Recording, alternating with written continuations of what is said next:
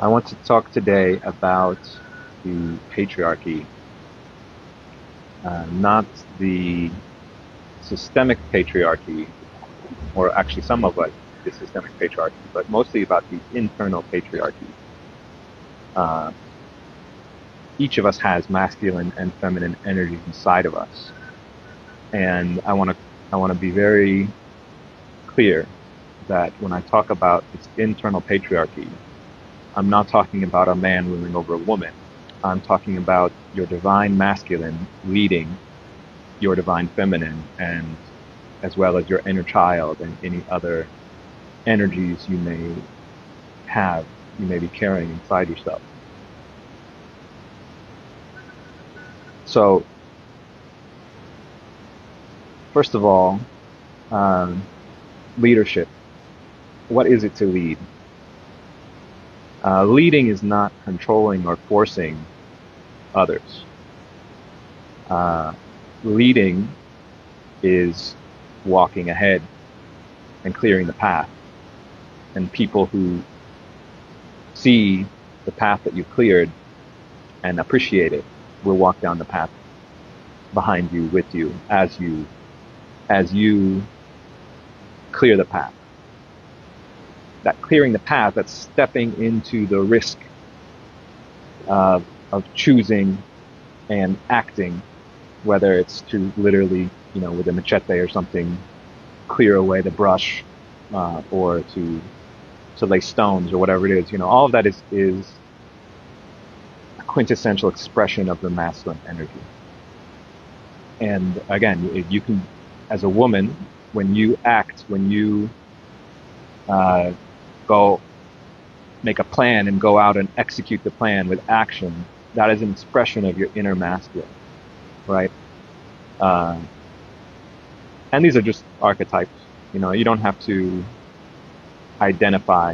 In fact, it's best not to, for your balance and health, to identify with masculinity or femininity or any of the characteristics of these archetypes. Um, why? Because each of us has the feminine inside us as well, and each of us has an inner child inside of us. And the masculine is what protects and provides, right? And so, what does this mean? Um, the feminine and the child are inherently without form. They don't want to be constrained. They don't want to be. Um, they want to be free. Free for expression, free for play, free for creativity. Um, they don't want to be concerned with the form and the order and the rules. And so they need a safe space for this to occur in. A child needs to play, uh, but to be able to play freely, there can't be knives and live electrical wires and dangerous things around, right? And so as parents, uh, we create that safe environment for the child to be itself, to be themselves. And the feminine, the divine feminine, is very similar. The divine feminine is the intuition, is the beyond, the knowing and the wisdom beyond the material world. And the feminine leads in that area into the darkness, into the unknown, into the yin, into this area of creation or fertility. But there are, particularly in the physical world, there are dangers. There are things that would disrupt that process, and that safety. And our experience of reality is primarily through this physical world, this 3D world. And so the masculine has to lead to create this space in the physical world for these other aspects to emerge in a balanced and harmonious way. If we do not have a house with a roof and food, we don't feel secure enough to be creative or to be nurturing. You're too worried about your next meal to nurture someone, whether it's your child or, whatever it is, you're just in survival mode. And this can happen in a number of ways. It can happen emotionally, it can happen physically. I'm using these physical examples of food, for instance, because it's something that each of us understand.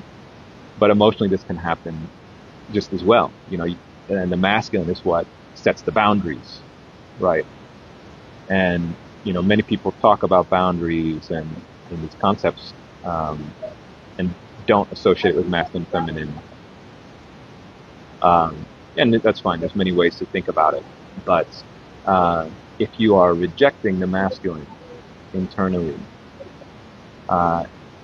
you may struggle with setting boundaries, and you may struggle with creating order and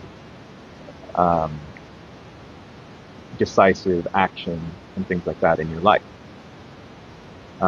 which all of us want to be able to have. We want to be able to organize, to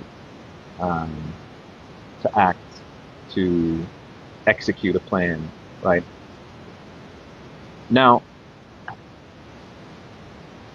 looking a little to the outside, that's the internal perspective, and why we should, each of us, let our internal masculine lead us, because we do exist in this physical world, and someone has to step out, take the risks, and create the safe space, and that is the masculine energy, right? Systemically, this has been vilified and suppressed. And whether you're a man or a woman, you can think about this in terms of these energies. Why has the masculine been suppressed by our society, by the powers in our society? It's because if there is a strong masculine energy, whether it's inside you or perhaps someone in your family or in your household, what does that energy do? No, don't play with the cable. We've got a playful kitty here. Hey, don't play with the cable. No. No, that's not a toy. That's not a toy. Sorry. Boundaries, right? Hey, I'm going to have to put you down. If you keep playing with my cable, I'm going to put you down. Yeah. Okay. The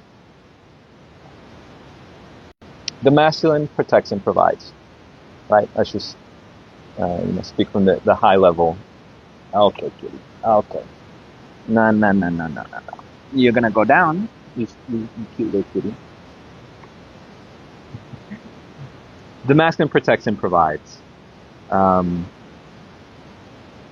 there's all these memes of the only thing a man wants, right? And the kind of gender war take on the masculine side, on the man's side. What the only thing a man wants is like a homestead, 40 acres and pastured cows and their water harvesting and all these things. And what is this? What is this dream that men or the masculine has? It is the dream of protecting and providing. We want to create this self-sufficient, everything you need environments. That's our almost like an instinct that the masculine has. Oh no, kitty. Oh no.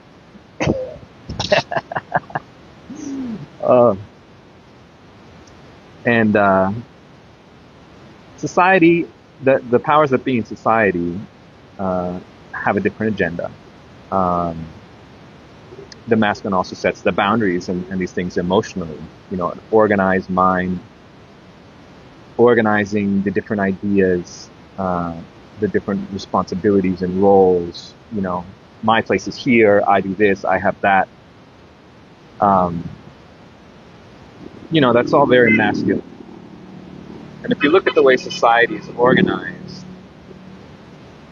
they want to take away society. The corporations and the government, really, like the powers in society, want to fill all those roles for each of us. Whether we're a man or a woman, society wants to be the one to protect us.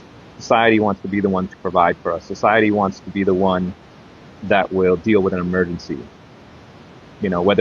Whatever it is, anything in the physical world. It could be fire, it could be the water's out, it could be the roads are shut down, and so food or gas or something can't get through, or there's a danger, there's an animal, a person that, society says, oh, we'll take care of all these things. The corporations and the government have got you.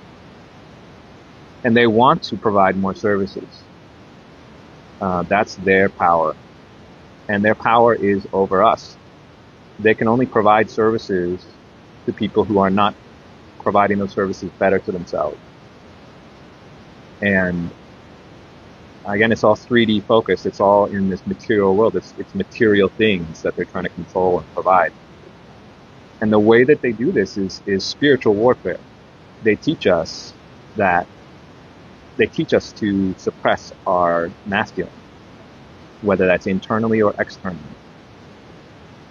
They teach us to stop trying to control your life, stop trying to organize your life, to taking ownership and accountability over your life, your food, your water. They want us to feel vulnerable. Without boundaries, you're vulnerable. Without a framework and a path, you're lost and vulnerable. And if we don't have that internal guidance and strength to say, oh, this is my path I'm setting out that way, and yeah, there's obstacles, but I'm going to clear them, then someone else is leading you. You're not leading yourself, someone else is leading you. And they know that. They want to lead. And so they want each of us to be demasculinized, whether we're a man or a woman. So, if you're a woman listening to this, I'm speaking to your internal energy. If you want to be an independent woman, that means embracing your masculine and letting your masculine lead in the physical world. That is the role of the masculine, including your internal masculine. And if you resist that, you are going to be confused and ineffective in the physical world. And that will affect your feminine and your inner child, who don't feel safe and don't feel provided for. Don't feel like they have what they need to safely and freely express themselves. So I can go into my understanding of the feminine and so on another day, but this concept of the patriarchy being negative, the masculine being negative, and how many people have internalized it and kind of resisted the masculine within themselves or within the people around them, is such a fundamental, damaging, systemic control mechanism for society. And we need to stop it. We need to stop the gender war, but we need to stop this archetype war, the war against masculinity. The war against men is one thing. The gender war is one thing. But the archetypal war, the spiritual war that won't let anyone embrace their masculine, is really so fundamental to the control systems today and what keeps people down and caged. So I would just encourage everyone